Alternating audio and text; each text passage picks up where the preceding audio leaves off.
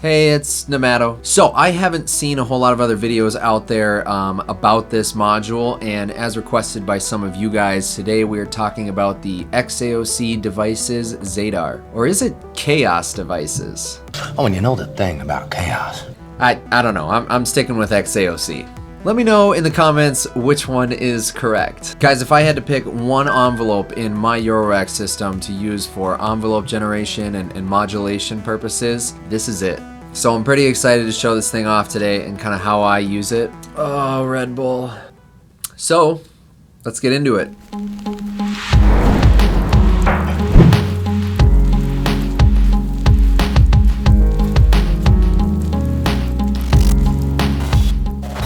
So this video is not going to be an in-depth tutorial. Normally on this channel I'd like to steer away from that sort of thing, since there's a lot of other people on YouTube who do a way better job giving you the in-depth function of lots of different Eurorack modules available. However, through this video and how I use this module, I will do my best to give a pretty good rundown of kind of my favorite features. Basically, the Zadar is a 4-channel envelope generator with 270 preset envelopes built in for your use. One of the main reasons why I enjoy this module so much is because of the nice graphic visualization on the front of all the different envelopes and how your adjustments kind of affect the envelope. This thing is like LFO tool in a Eurorack module, and you guys know how much I love LFO tool. But this also gives you the added benefit of kind of chaotic control voltage manipulation thanks to the Eurorack format. Okay, so most of this video I'm just going to use a single channel, channel A, for all my modulation purposes. So on each channel here you have the option to clock the envelopes through these trigger inputs, or one of my favorite features that I'll demonstrate is being able to run the envelope in a loop.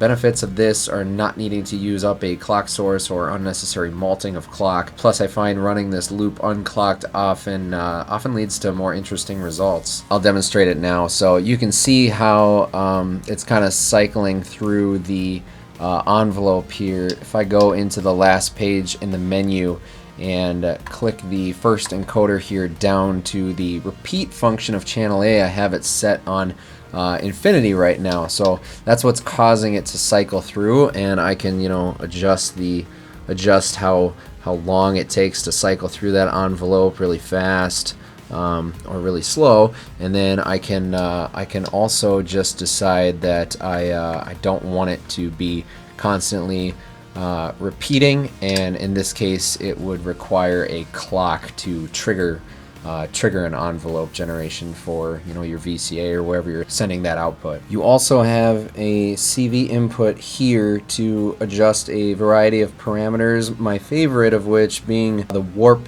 setting, which when fed an LFO causes the starting position of the envelope to kind of sway left and right, giving you a lot of variation in that starting point of your envelope and your overall sound. One of the other great features you have in here is the ability to chain envelopes together. Maybe rather than having such chaotic CV modulating results, but still desiring a more interesting envelope that doesn't simply cycle over and over, you can utilize a different envelope on all 4 channels and have them go from, you know, channel A to channel B, channel C, and then to D. If you want all 4, you can certainly just chain a couple together, but output all 4 in a chain to your destination of choice. This is a really cool feature, and you can create just about any combination you want from just a dial turn and selecting your desired envelopes on each channel. This module is particularly amazing on drones, as well as glitching or stuttering percussion samples.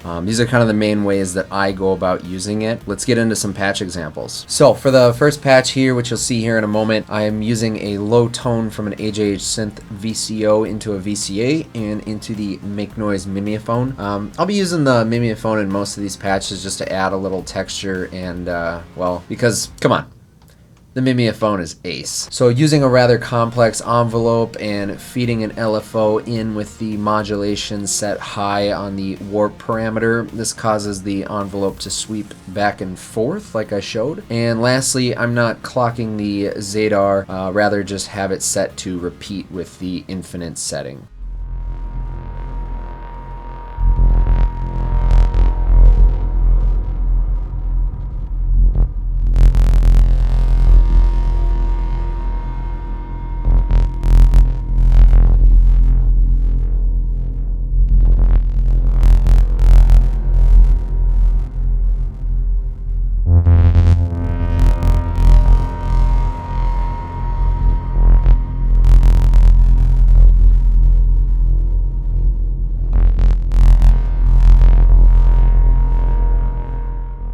Next patch, I have a sound kind of like a snare type sample created with the noise engineering Basimilis. I've purposely set the decay a little longer on the module so that the Zadar has a chance to affect the envelope of the sample. Similarly to the first patch, I'm using the warp parameter with this bizarre envelope so that it really glitches and interrupts these snare samples. For my own music, I would maybe record several of these that I like and use them throughout a song to kind of create some variation in samples.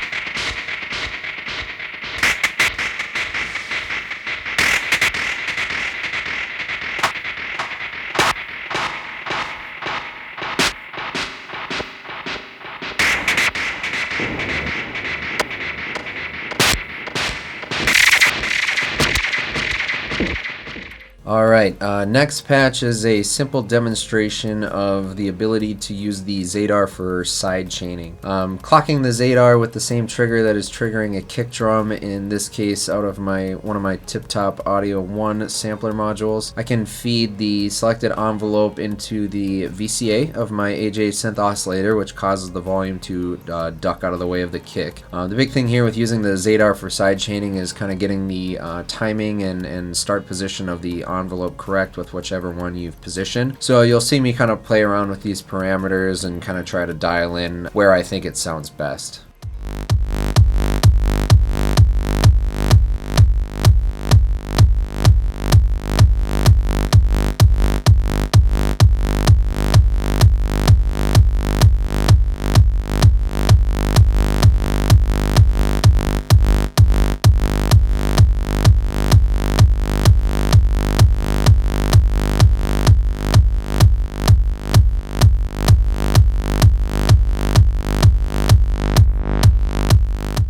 Last couple patches demonstrate some melodic synth variations. So the Zadar's envelope can modulate more than volume, obviously. So let's feed it into some filter cutoffs. This first patch uses a melody from the AJ Synth VCO. Instead of using the warp option for CV this time, I have the shape option selected. Doing this, shape will use the incoming CV to adjust which preset envelope is selected on the screen. By this variation in envelope selection feeding into a filter cutoff, you get kind of an interesting variety and transients for your melody. I also have the output voltage set to about halfway, which is about 5.5 volts I think, which lowers the filter cutoff, kind of the overall output voltage of the Zadar module. Adjusting it higher raises the filter and brings in more transients.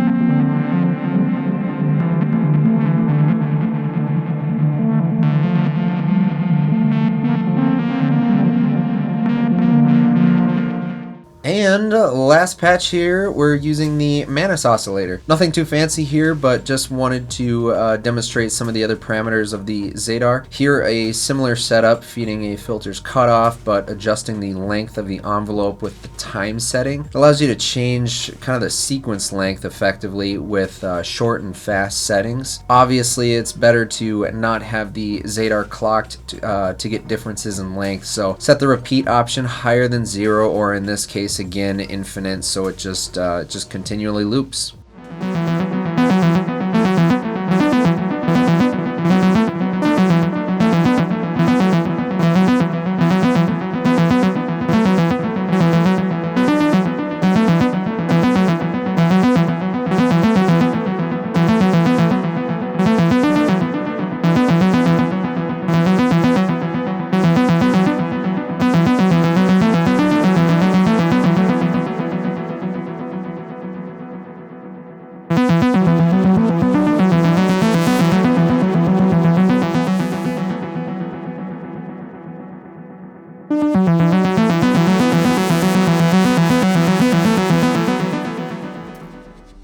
Okay, so as you guys can see, the Zadar is a super handy module to have in just about any Eurorack system.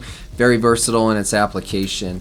If you guys enjoyed this video, or if it helped you out in any way, don't forget to hit that like button.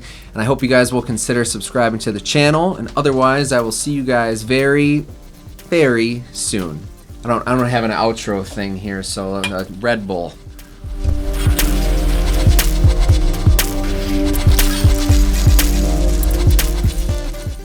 Yeah, that's healthy.